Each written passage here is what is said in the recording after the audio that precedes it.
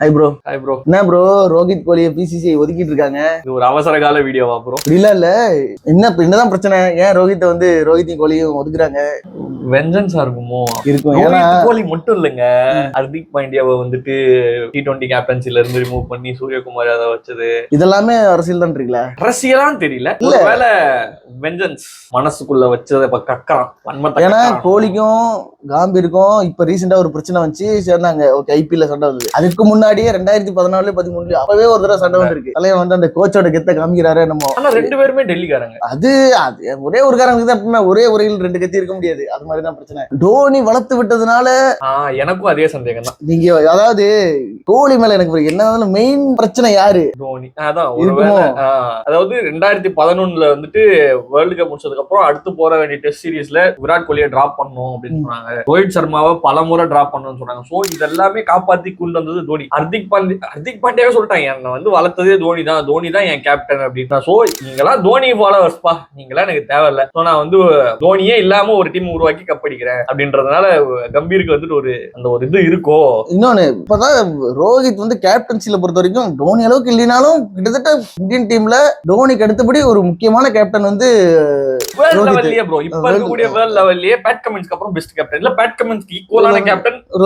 அதாவது நீங்க T20 world cup அடிச்சாரு, ரிட்டையர் அறிவிச்சிட்டாரு. டெஸ்ட்லயும் சரி நீங்க வந்து பிரச்சனை குறைச்சல் கொடுத்தீங்க, ரெண்டு பேருமே ரிட்டையர் அறிவிச்சிட்டாங்க. அது மட்டும் இல்ல ப்ரோ, விராட் கோலி வந்துட்டு அவரோட சின்ன வயசு கோச் கிட்ட இந்த இங்கிலாந்து டெஸ்ட் சீரிஸ் போறதுக்கு முன்னாடி நான் இங்கிலாந்து சீரிஸ்ல குறைஞ்சது 3 செஞ்சுரி 2ல இருந்து 3 செஞ்சுரி அடிக்கணும்னு சொன்னாரா. விராட் கோலி ஒரு முடிவு எடுத்துட்டா எவ்வளவு ஸ்ட்ராங்கா இருப்பாரு நமக்கு தெரியும். விராட் கோலி எவ்வளவு அக்ரெசிவானாலும் நமக்கு தெரியும். இப்படியாப்பட்ட ஆளு இப்படி திடீர்னு வந்து ஒரு ரிட்டையர்மெண்ட் அறிவிச்சாருன்னு நமக்கு புரியல. அதே மாதிரி அஸ்வினும் நல்லா தான் விளையாடிருந்தாரு. திடீர்னு அஸ்வின் ரிட்டையர்மெண்ட் அனௌன்ஸ் பண்ணிட்டு போறாரு. எல்லாம் காம்பீரால தான். அதாவது பெரிய பெரிய பிளேயர்ஸ்க்கு எல்லாம் குறைச்சல் கொடுத்து ரிட்டையர் அறிவிக்கிறது கம்பீரே வந்துட்டு கோச் ஆகிறதுக்கு முன்னாடி சொல்லியிருந்தாரு ப்ரோ. என்ன சொல்லியிருந்தாருன்னா, எனக்கு வந்துட்டு பிளேயரோட லெஜெண்டரி கெரியர் எல்லாம் முக்கியம் இல்ல, அப்போ எப்படி கரண்ட் ஃபார்ம்ல இருக்கிறாங்க அப்படின்றதுதான் முக்கியம், அவங்களால அந்த டீம் அடுத்த ஜெயிக்க வைக்க முடியுமான்றது மட்டும் தான் முக்கியம் அப்படின்னு சொல்லியிருக்காரு. ஆனா கடைசி 3 வருஷம் ஸ்டாட்ஸ் நீங்க சொன்னீங்க, கிட்டத்தட்ட ஸ்டாட்ஸ் பார்த்தா கடைசி 3 வருஷத்துல அதிகரின்னு ரோஹித் கோலி 3 இடத்துல இருக்காங்க. இல்ல ரோஹித் கோலி வேற யாரை வச்சு விளையாட போற? ஓடியில தான் தெரியல. 50 செஞ்சுரி 51 செஞ்சுரி கோலி ஃபர்ஸ்ட், 2வது சச்சின், 3வது ரோஹித். இதுக்கு மேல என்ன வேணும்? ஒன் டேல அதுவும் 600 சிக்ஸ் இன்டர்நேஷனல்ல. ஒன் டேல மட்டுமே 340 சிக்ஸ். தலைவன் அட்லீஸ்ட் அப்படி ரெக்கார்டையாவது அடிக்க விடுங்கடா. 351 சிக்ஸ் பீட் பண்ணிட்டா போதும். எனக்கு அடுத்த வேர்ல்ட் கப்பே 2 பேரும் விளையாண்டு, அதாவது எப்படி வந்து தோனி வந்துட்டு 3 டிராஃபியும் கையில வச்சிருக்காரு, அதே மாதிரி ரோஹித் சர்மாவும் 3 டிராஃபியோட போனா சந்தோஷமா இருக்கும். ஆனா எனக்கு ரொம்ப அது நடக்குமான்னு தெரியல. விஜயகாந்த் சார் ஆட சொல்றீங்க, ஓகே. இதே மாதிரிதான் கோலியை வந்து இந்த வருஷம் ஸ்டார்டிங்ல ரஞ்சி டிராஃபி ஆடுறதுங்க. கோலி கேவலமா ஆட்டானாரு. ஒரு பேரே தெரியாது ஒரு பவுலர். ஒரு பேர் அவரு கூட கேவலமா போல்ட் ஆனாப்ல. அதுக்கப்புறம் அவரு ஃபார்முக்கு வரலையா? அதனால நீங்க என்ன இன்டர்நேஷனல் மேட்ச் டிராப் பண்ணிட்டீங்களா? அதுக்கப்புறம் ஃபார்ம் வரல. அதுக்கப்புறம் தான் சாம்பியன்ஸ் டிராஃபி அடிச்சாங்க. அதுக்கப்புறம் தான் ஐபிஎல்லே தலைவர் அடிச்சாப்ல. அப்ப நீங்க அந்த அது எதுக்கு நீங்க எதுக்கு அனுப்பணும் எனக்கு புரியல. அதாவது நீங்க அனுப்புங்க, அதாவது ரஞ்சி டிராஃபிக்கு அவர் வந்துட்டு இன்னும் துலீப் டிராஃபி கூட விளையாட சொல்லுங்க. அது வந்து ஒரு யங்ஸ்டரோடைய வளர்த்து விடுறதுக்காக இருக்கட்டும். நான் அவங்களோட கரியரை முடிக்கிறதுக்கு என்ன பிளான் பண்றீங்க? கம்பீர் கரியரும் ரோஹித் சர்மா கோலி கரியரும் ஒன்னா? எப்படியாப்பட்ட லெஜெண்ட்ஸ் 2 பேரும். இவங்களை தூக்குறீங்க, ஒன் டேல வேணான்னு இப்படி ஆட சொல்றீங்க. சரி, கோலி ரோஹித்தை விட ஆவரேஜ் நல்லா வச்சிருக்கிற ஓடி பிளேயர்ஸ் யாரை நீங்க கூட்டின்னு வருவீங்க? எனக்கு புரியல. நீங்க அதாவது எதை வச்சு நீங்க யங்ஸ்டருக்கு வாய்ப்பு கொடுக்கலாம்? அதுக்குன்னு ஒரு லெஜெண்ட் கேட்டகரியில இருக்கிற 2 பேரை தூக்கிட்டு கொடுக்கணுமா? அட்லீஸ்ட் அவங்க என்ன T20 இருந்து விலகிட்டாங்க, டெஸ்ட்ல இருந்து விலகிட்டாங்க, ஒன்லி ஒன் டேல மட்டும் தான் ஆடுறாங்க. அதுவும் அவங்களே சொல்லியிருக்காங்க எங்களுக்கு வேர்ல்டு கப் அடிச்சுட்டு போகணும். அதுக்காச்சும் விடுங்களாடா. ஏன்னா சச்சின் டெண்டுல்கர் விளையாடும்போது விட்டீங்கல்ல, அவர் வந்து 100 செஞ்சுரி எவ்வளவு லாங் பீரியட் எடுத்து அடிச்சாரு. அதே மாதிரி விடுங்க, ஒரே ஒரு வேர்ல்டு கப் விடுங்களேன். இப்ப நீங்க வந்து விராட் கோலி ரோஹித் சர்மா எல்லாம் போய் வேர்ல்டு கப் அடிச்சிருவீங்களா? ரோஹித் சர்மா விராட் கோலி அதெல்லாம் ஃபைனல்ஸ் வரைக்குமாச்சும் வந்தோம். புரிஞ்சுக்கங்க பாய். என்ன பாய், கோலியை பத்தி ரோஹித் கிட்ட, ரோஹித்தை பத்தி கோலி கிட்ட கேட்டப்ப 2 பேரும் எப்பவுமே விட்டுக்க மாட்டாங்க. அது பாத்துருக்கீங்களா ப்ரோ? அவங்களுக்குள்ள வந்து ஆக்சுவலா அவங்க உள்ள 2 பேருக்கும் ஒரு மனக்கசப்பு அப்ப இருந்து இருந்துச்சு. ஏன் தெரியுமா? 2011 விராட் கோலி விளையாண்ட இடம் ரோஹித் சர்மாவோட இடம். 2011 வேர்ல்டு கப்ல ரோஹித் சர்மா 2007 வேர்ல்டு கப்லயே T20 விளையாட்டாரு. 2011லயும் ரோஹித் சர்மா தான் விளையாட வேண்டியது. அந்த காலகட்டத்துல இல்ல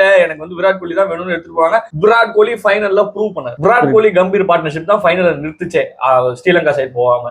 கிட்டத்தட்ட 30 ரன்னுக்கு 2 விக்கெட் போய் அந்த இடத்துல முக்கியமான ஒரு பார்ட்னர்ஷிப் எனக்கு தெரிஞ்சு அந்த இந்த கேமோட முக்கியமான கட்டம்னா அதுதான். Virat Kohli Gambhir partnership single rotate அவன் 110 ரன் வரைக்கும் அவுட் ஆகாம ஆனது தான் மேட்ச் டிசைட் பண்ணது. அது மட்டும் இல்ல, விராட் கோலி அவுட் ஆனது வந்து சரியான கேட்ச், நல்ல கேட்ச். அவ்வளவுதான். ஆமா, அதனால புரிஞ்சுக்கங்கடா, கொஞ்சம் லெஜண்ட்ஸ் விளையாட விடுங்க. சரி, இப்ப என்ன எனக்கு தெரிஞ்சு என்ன நடக்கும், விஜயகாசர் ஆடினாதான் அடுத்து ஒன் டேல வருவாங்கன்னா ஆடுவாங்கன்றீங்களா? ஏன்னா இப்ப ஆல்ரெடி இப்படி சொன்னதுனாலதான் ரஞ்சி டிராபி ஆடினாங்க. ஆனா ரோஹித் சர்மா ஆடுவாரு, எனக்கு அதான் கஷ்டம். நான் கேக்குறேன், விஜயகாசரை விளையாட சொல்றீங்க, எல்லாரையும் விஜயகாசரை விளையாட சொல்லு, பும்ராவையும் விளையாட சொல்லு. என்ன ஆகுதுன்னு பாப்போம். பும்ரா விளையாட எனக்கு இன்னொன்னு, பிளேயர்ஸ் வந்து இந்த மாதிரி லோக்கல் டோர்னமெண்ட் ஆனா தான் பிளேயர்ஸா ப்ரூவ் பண்ணும் அப்படின்னா கோச்சுக்கு அந்த இது இல்ல. நீ ஐபிஎல் கோச்சா? ஐபிஎல் இல்ல, நீ கோச் இருக்குல்ல, அதே மாதிரி சரி மேட்ச் இல்லையா, அடுத்து நீ வந்து ரஞ்சி டிராபில இல்ல விஜயகாசர்ல ஏதாவது ஒரு டீமுக்கு அந்த சீரீஸ்ல கோச்சா இருந்து மறுபடியும் பிசிசிக்கு கோச்சா. எக்ஸலென்ட் இருக்கு ப்ரோ.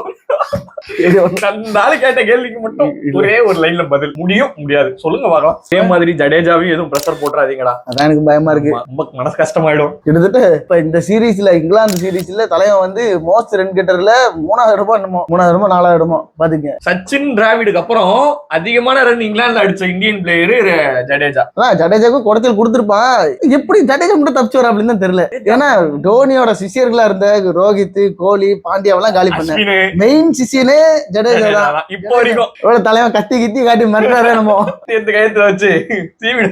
எது எப்படியோ எங்களுக்கு வந்து ரோஹித் கோலி வேர்ல்டு கப்ல ஆடணும், தயவு செஞ்சு விளையாட விடுங்க. ஏன் என்ன இருந்தாலும் தலைவன் டோனியை மட்டும் இந்த மாதிரி விஜய் சார் ஆடு, ரஞ்சி டிராபி ஆடு அப்படின்னு கேட்டுக்கிட்டதே இல்லை. என்ன கேள்வி குமாரு?